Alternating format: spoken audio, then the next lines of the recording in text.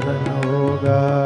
गाइए झोली में फूल भरे हैं, एक झोली में कांटे रे, कोई कारण होगा, हाँ कोई कारण होगा। तेरे वश में कुछ भी नहीं है, तेरे वश में कुछ भी नहीं है, बांटने वाला बांटे रे, कोई कारण हो, हाँ कोई कारण होगा। तेरे वश में कुछ भी नहीं, बांटने वाला बांटे रे, कोई कारण होगा, हाँ कोई कारण होगा। एक झोली में फूल भरे हैं, एक झोली में कांटे रे, कोई कारण हो, हाँ कोई कारण होगा। झोली में फूल भरे हैं, एक झोली में कांटे रे, कोई कारण होगा, हाँ कोई कारण होगा।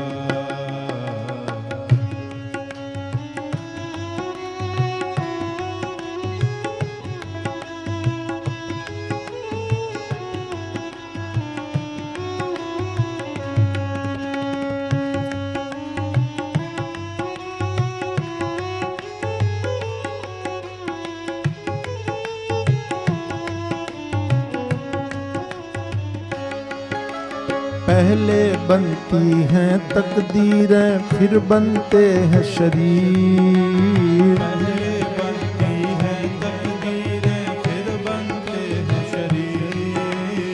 पहले बनती हैं तकदीरें, फिर बनते हैं शरीर। पहले बनती है तकदीरें, फिर बनते हैं शरीर। ये तो प्रभु की कारीगरी है, तू क्यों है गंभीर रे, कोई कारण होगा। ये तो प्रभु की कारीगरी है, तू क्यों है गंभीर रे, कोई कारण होगा, हाँ कोई कारण होगा। एक झोली में फूल भरे, एक झोली में कांटे रे, कोई कारण हो, हाँ कोई कारण होगा। एक झोली में फूल भरे हैं, एक झोली में कांटे रे, कोई कारण होगा, हाँ कोई कारण होगा।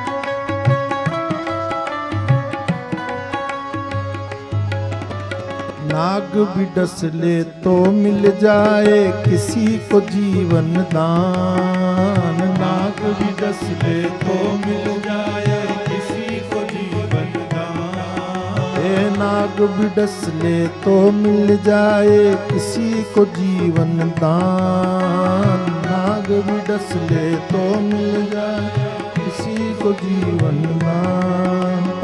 चींटी से भी मिट सकता है किसी का नाम निशान रे, कोई कारण होगा।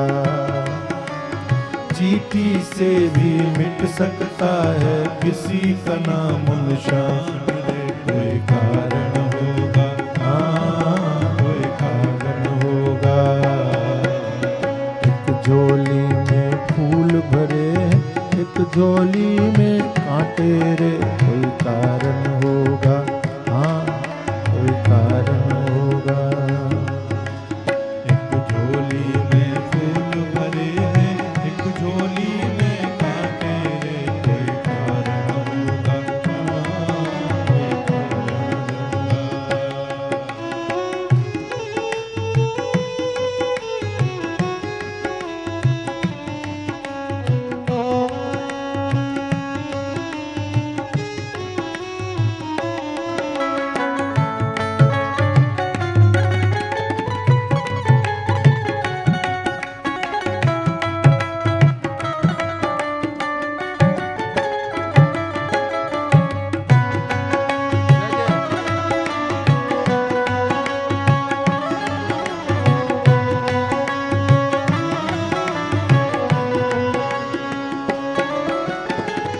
का बिस्तर मिल जाए पर नींद कुतर से नैन, धन का बिस्तर मिल जाए पर नींद कुतर से नैन, धन का बिस्तर मिल जाए पर नींद कुतर से नैन, धन का बिस्तर मिल जाए पर नींद कुतर से घाटों पर भी सोकर आए किसी के मन को चैन, रे कोई कारण होगा, हाँ कोई कारण होगा। घाटों पर भी सोकर आए किसी के मन को चैन, रे कोई कारण होगा, हाँ कोई कारण होगा। एक झोली में फूल भरे, एक झोली में कांटे, कोई कारण होगा, हाँ कोई कारण होगा। एक झोली में फूल भरे एक झोली में कांटे रे कोई कारण होगा, हाँ कोई कारण हाँ कोई कारण होगा, कोई कारण होगा। कर्म की गति बड़ी गहन है, किसी को समझ में नहीं आती, इसलिए जो भी प्रारब्ध सामने आए उसको इसी तरह से समझ लेना चाहिए और अधिक परेशान नहीं होना चाहिए। ये यहाँ पर भगवान श्री कृष्ण के चरित्र के पूर्व भगवान वेदव्यास जी ने कहा, और कहा कि चाहे रामावतार हो चाहे कृष्णावतार हो, जब भी ऐसी घटनाएं देखने में आती हैं तो भगवती जो मूल है शक्ति, उन्हीं की प्रेरणा से सब संचालित हो रहा है सारा संसार, चाहे वो राम के रूप में आए चाहे कृष्ण के रूप में आए, मूल में भगवती हैं, ऐसा समझना चाहिए। और यदुवंश में भगवान विष्णु ही अवतरित हुए, कश्यप मुनि के अंश से प्रतापी वसुदेव जी प्रकट हुए, और अदिति जो है वो देवकी बनी। इनको शाप मिला था, तो इनको शाप क्यों मिला उसकी भी एक कहानी बताया। आपने एक कथा भागवत में सुनी होगी, दिति जो थी ना, दिति के कोई संतान नहीं थी, और इंद्र के समान, हाँ 2 संतानें थी जो राक्षस के रूप में हो गए। इंद्र के समान एक प्रतापी संतान की अपेक्षा थी, तो कश्यप जी से कहा कि आप हमें कुछ बताइए कि इंद्र के समान हमारे भी पुत्र बने। तो उन्होंने व्रत का उपदेश किया, पयोव्रत का उपदेश किया, और उस व्रत के प्रभाव से गर्भ पलने लगा। अदिति को पता चला कि हमारी जो क्या बोलते हैं उसको, सौत बोलते हैं, पति की दूसरी पत्नी हमारे पुत्र के समान ऐश्वर्यशाली, प्रभावशाली, बलशाली संतान उत्पन्न करना चाह रही है।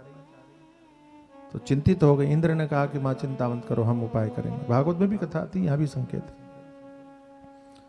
और उन्होंने सेवा में नियुक्त होकर के और उनके व्रत भंग की प्रतीक्षा किया, और जैसे ही समय मिला वो गर्भ में प्रविष्ट हुए, उस गर्भ के टुकड़े कर दिए 7, लेकिन फिर भी वो मरे नहीं। तो मारुत हुए थे, मत रो करके बोला, तो मरुदगण हो गए। 7 टुकड़े के 7 टुकड़े और की 49 टुकड़े हो गए। बोले हमको मत मारो, हम तो तुम्हारे भाई हैं। 50 लड़के बाहर आए। उनको जो पता चला कि इंद्र ने अदिति के कहने पर हमारे पुत्रों के 7 टुकड़े किए, तो उन्होंने कहा कि तुमको भी अपने पुत्रों का वियोग भोगना पड़ेगा,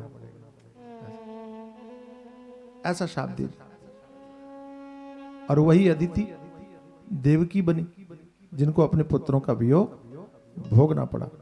और 7 पुत्र, बलराम जी भी उसमें से एक हैं, क्योंकि इनके गर्भ से तो निकले और रोहिणी के गर्भ में स्थापित किया। रोहिणी भी इनकी दूसरी पत्नी थी कश्यप की, सुरसा नाम की, जो कि रोहिणी के रूप में कश्यप इनकी वसुदेव की दूसरी पत्नी बनी। देवकी और रोहिणी दोनों ही इनकी पत्नियां हैं। कंस के भय से रोहिणी को इन्होंने पहले ही नंद बाबा के घर पर रखा हुआ था, और देवकी के साथ रह रहे थे, विवाह हो गया था, और देवकी के साथ में कारागार में हुए। इस तरह से इनके जन्म की बात है। माया की प्रबलता समझाई जन्मेजय को, कहा कि देखो ये सबसे बड़ी कठिन ये संसार में माया है, भगवती है, यही शक्ति है।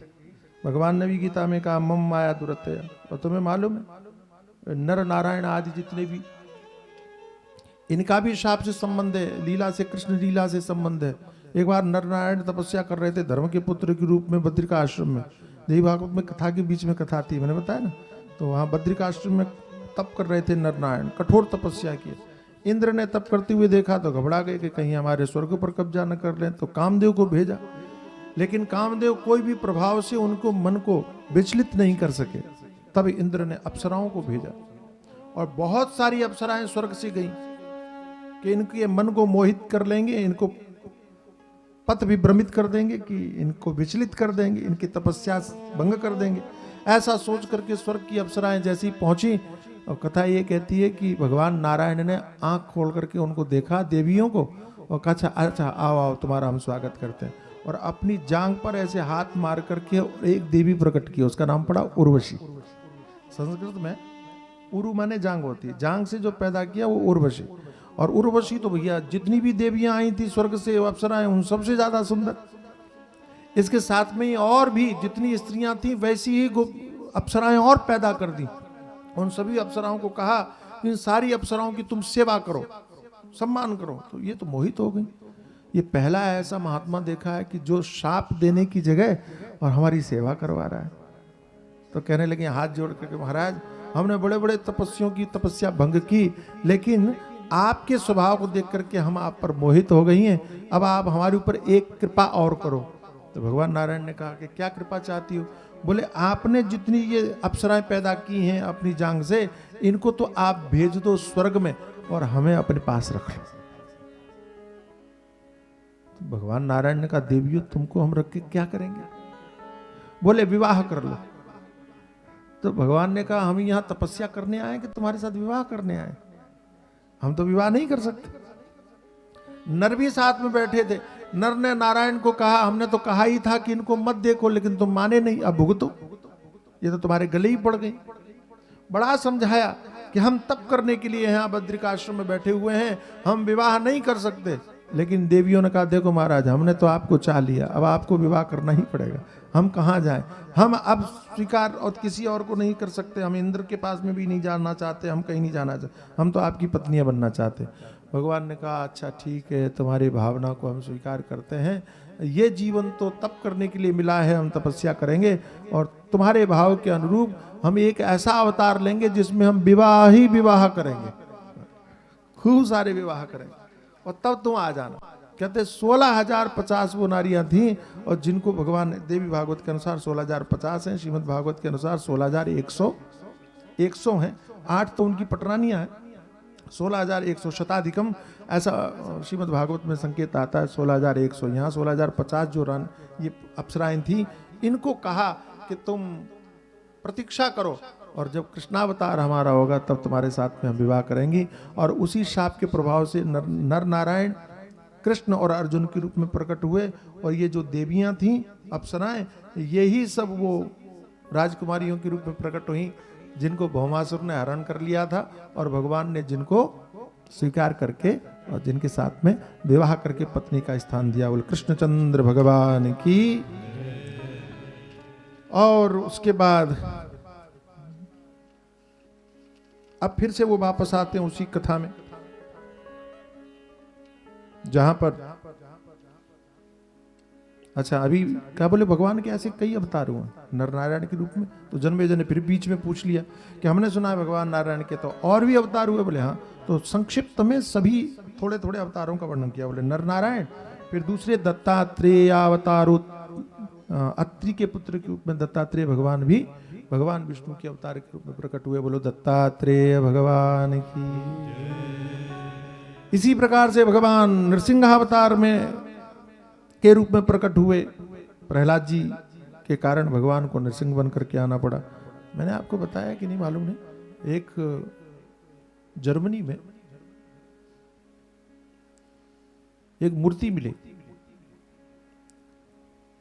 वो कितनी पुरानी बताया आपको? 35,000 वर्ष पुरानी। आप गूगल में सर्च करना है, 35,000 अभी भी रखी। और मूर्ति क्या है वो? बोले आधा शरीर मनुष्य का है और सिर जो है शेर का है। तो अंग्रेजों को तो समझ ही नहीं आया।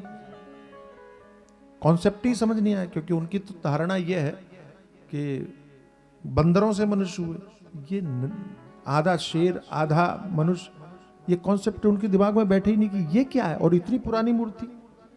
तो उन्होंने वो मूर्ति एक म्यूजियम में रख दी प्रदर्शनी के रूप में, और नीचे लिख दिया लायन मैन। उनको कुछ समझ में नहीं आया तो लायन मैन लिख दिया, और ये भी नीचे लिख दिया कि हमारी समझ में नहीं आ रहा है ये कौन सा कॉन्सेप्ट है, क्या है, आधार क्या है इसका, लेकिन ये मूर्ति हमको मिली है, 35,000 वर्ष पुरानी मूर्ति है। उसी जर्मनी में भारत के एक स्कूल का एक बच्चों का एक दल गया घूमने के लिए। तो जब उस म्यूजियम में गया और वहां जब लायन मैन लिखा हुआ देखा तो सारे बच्चे हंस पड़े। तो गाइड ने कहा तुम हंसते क्यों? बोले तुम जिसको कह रहे हो कि हमें पता नहीं है ये कॉन्सेप्ट क्या है, हम इनको भगवान नृसिंह के रूप में न जाने कब से पूजा कर रहे हैं, न जाने कब से मान रहे हैं। अब आप कल्पना कीजिए 35,000 वर्ष पुरानी मूर्ति नृसिंह भगवान की वहां मिली, जिसकी पूजा हम कर रहे हैं, शास्त्रों में जिसका वर्णन है, जिसको देखकर अंग्रेज पगला गए, जो उनके समझ में नहीं आया ये है क्या, उसका उल्लेख हमारे शास्त्रों में। इसलिए हमारे सनातन धर्म की तुलना या बराबरी संसार में कोई दूसरा कर नहीं सकता कभी। और संसार के किसी भी देश में चले जाओ, आप किसी भी भाग में चले जाओ, आप चकित हो जाओगे वहां के देश में भारत से जुड़ी हुई संस्कृति से कोई ना कोई चिन्ह जरूर मिल रहे हैं। जब खुदाई होती है ना, खुदाई, तो कहीं शिवलिंग मिलता है, कभी कहीं। ऑस्ट्रेलिया में एक फोटो मिला भाई, चित्र भगवान कृष्ण का, और कितना पुराना है पता है? 5,000 वर्ष पुराना। और भगवान कृष्ण को कितना समय हुआ है? 5,000 वर्ष है? तो जिस समय भगवान थे लगभग उसी के समय का चित्र है वो प्रकाशित है, चित्र अभी भी रखा हुआ है। तो किसी भी देश में चले जाओ आप, कहीं मंदिर मिलेंगे, कहीं मूर्तियां मिलेंगी, कहीं कुछ मिलेगा। इसका मतलब यह है कि संपूर्ण पृथ्वी पर यदि किसी का कभी साम्राज्य रहा था तो वो हिंदू धर्म था, सनातन धर्म था। और मूर्ति पूजा आज से नहीं, न जाने कब से हो रही है, तभी तो 35,000 वर्ष पुरानी मूर्तियां मिल रही। नृसिंह भगवान का अवतार, फिर वामन भगवान के रूप में भगवान प्रकट हुए और बलि का निग्रह किया। परशुराम के रूप में भगवान जमदग्नि पुत्र के रूप में प्रकट हुए, एक अवतार ये भी हुआ। और दशरथ पुत्र राम के रूप में जिनका उल्लेख आप सुन ही चुके हैं, कृष्णावतार जिनकी कथा आप सुनने वाले हैं, ऐसे अनेक भगवान के अवतार हुए। जन्मेजय ने कहा महाराज अब तो आप भगवान श्री कृष्ण की कथा को सुनाइए, हम बड़े लालायित हैं सुनने के लिए, और हमारी इच्छा है कि आप उनकी दिव्य कथा को हमें सुना करके धन्य कीजिए।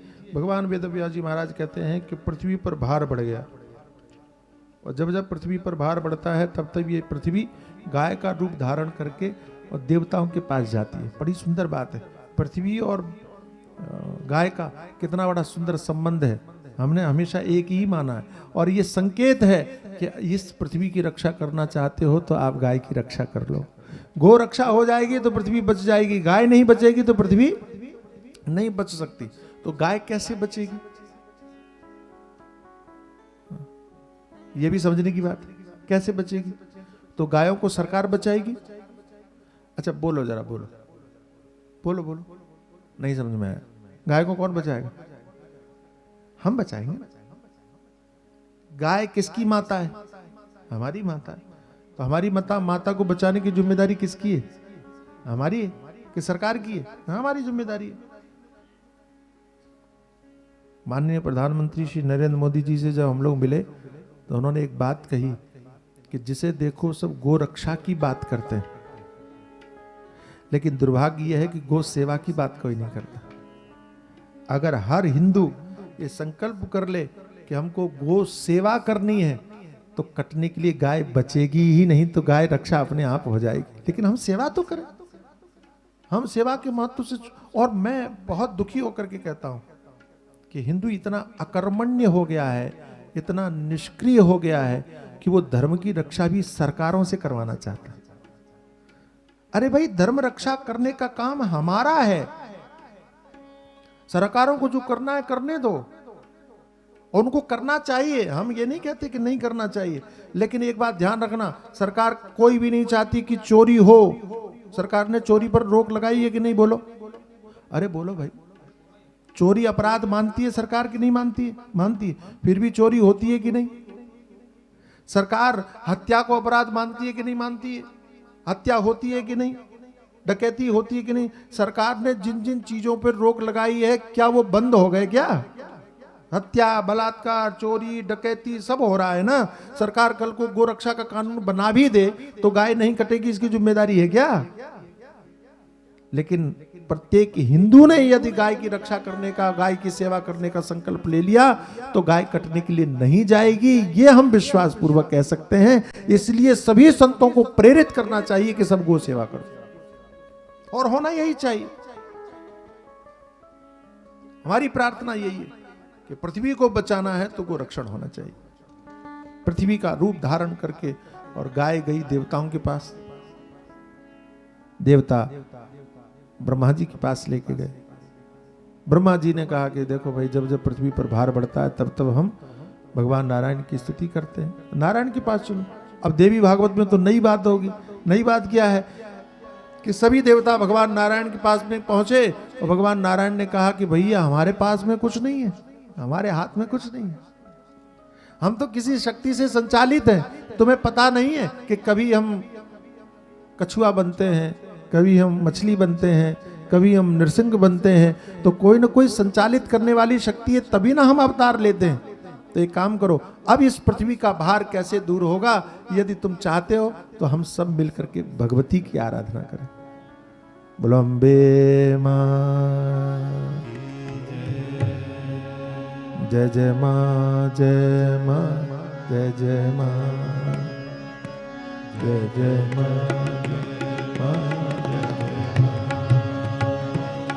जय जय मां, जय मां, जय जय मां,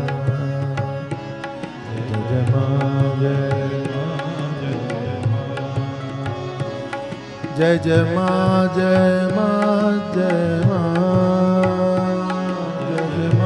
जय मां, जय जय मां, जय मां, जय जय मां,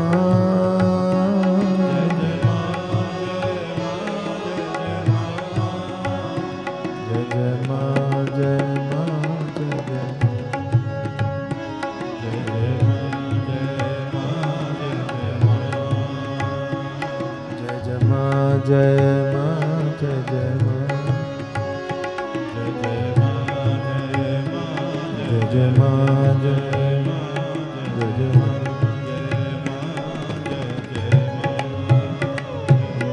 मात की।